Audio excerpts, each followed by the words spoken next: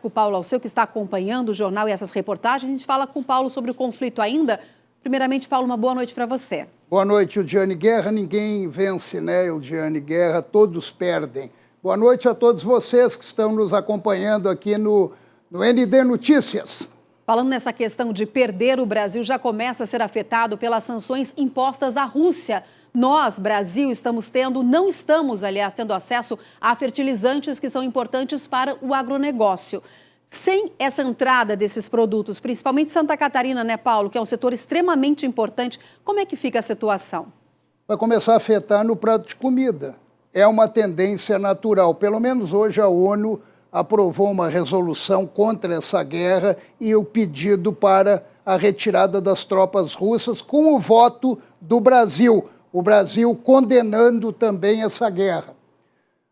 Pois é, a viagem do presidente Bolsonaro para a Rússia num momento conturbado vem revelando suas razões, longe de um apoio explícito a Vladimir Putin, como costumam dizer por aí.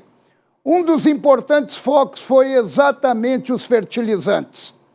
Fertilizantes fundamentais para o agronegócio, fundamentais para o nosso país. E mais uma vez fica visível determinadas dependências colocando o Brasil como refém.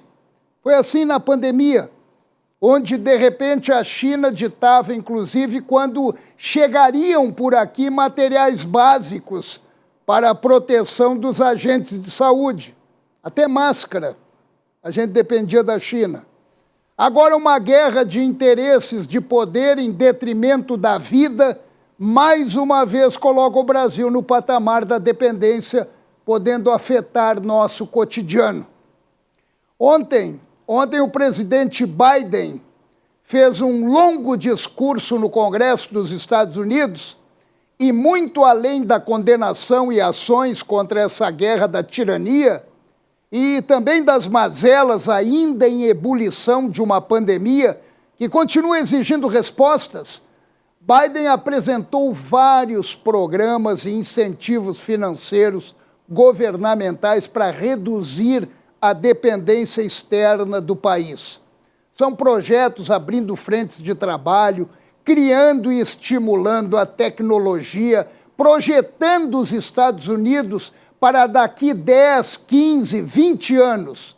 Tudo isso num processo de recuperação e proteção diante do avanço de países como, de repente, a Rússia e a China. Agora, por aqui, esse tipo de movimento é interpretado de outra maneira. Quando um governo pega e reduz impostos para tentar estimular a economia, acaba sendo criticado. Por aqui deve ser votada até a liberação dos jogos de azar. Isso está na prioridade. E continua a discussão dos impostos dos combustíveis sem uma solução imediata. A política brasileira se torna mais patética diante de desafios. É uma vergonha. Um país age como bombeiro, assim que o Brasil age, apagando fogo, imediatista e não planejando o futuro, com garantias, com determinação, sempre está no risco. Até porque quando há projetos visando a proteção do Brasil, a tendência é boicotar. É impressionante. Eu vou dar um exemplo para vocês. Só que esse exemplo, não venham me dizer, e não significa, claro que na cabeça dos acéfalos, sim, apoiar o presidente Bolsonaro, mas revela um fato que ocorreu em 2016 e que ele está hoje dentro do contexto, está bem atual. Vejam só.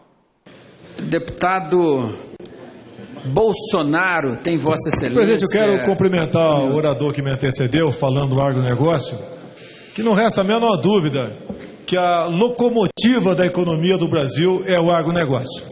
Infelizmente, é uma palavra que é satanizada por parte daqueles que não conhecem o heroísmo desses que labutam no campo. Nós temos problemas sérios na agricultura. Da porteira para fora, não tem qualquer apoio governamental. E essas pessoas precisam desse apoio. Por exemplo, o potássio, senhor presidente, em grande parte, a agricultura precisa do potássio. E somos totalmente dependentes do quê? Da Rússia. Temos uma mina de potássio enorme na região do Rio Madeira. Não é explorada por vários motivos. Licença ambiental, um presidente com pulso, resolveria o problema. Questão de reserva indígena e mais a outra ainda. Essas reservas de potássio foram acertadas via Petrobras, Deus lá sabe como, que ela está nas mãos de uma empresa canadense. Ou seja, não podemos explorar o nosso próprio potássio. Só com o presidente da República que pense no agronegócio, nós podemos... Agricultura. Obrigado, senhor presidente. Isso foi em 2016, ele não era nem candidato a presidente ainda, ele era deputado e estava levantando esse questionamento, um questionamento importante que hoje está na pauta. Hoje está na pauta, mas daí boicotaram. Boicotaram e agora estão dizendo que o presidente Bolsonaro quer invadir terras indígenas. Meu Deus! Nunca pensam Brasil, sempre pensam os seus interesses. O nosso potássio, matéria-prima importante para o agronegócio, para os fertilizantes, é explorado pelo Canadá e não por nós. Num acordo da Petrobras, naquela época, com uma empresa canadense, como falou o então deputado Bolsonaro. Agora, a ministra da Agricultura, Tereza Cristina, está indo para o Canadá. Está indo para o Canadá para suprir o Brasil da falta do fertilizante da Rússia, porque senão vai afetar o nosso agronegócio e vai bater no nosso bolso, porque os alimentos vão aumentar o preço. O Brasil não pensa, ou melhor, os políticos não pensam o Brasil, eles pensam neles, salvo raras exceções. Por aqui os interesses se sobrepõem ao país. Já poderíamos ser, de repente, autossuficientes em potássio. Se tivesse visão de futuro. Tudo isso é uma ótima, uma perfeita lição para nos prepararmos para enfrentamentos que estão sendo sinalizados, como a pandemia, como essa guerra, e de forma mais planejada, rápida e responsável, e de olhar para o Brasil, resolver vários problemas.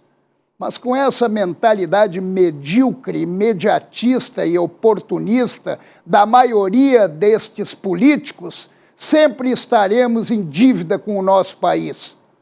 Não se olha para o futuro, se olha para o umbigo e no cifrão. E quando há sinalizações visando o Brasil, a tendência qual é? É o auto-boicote. É triste.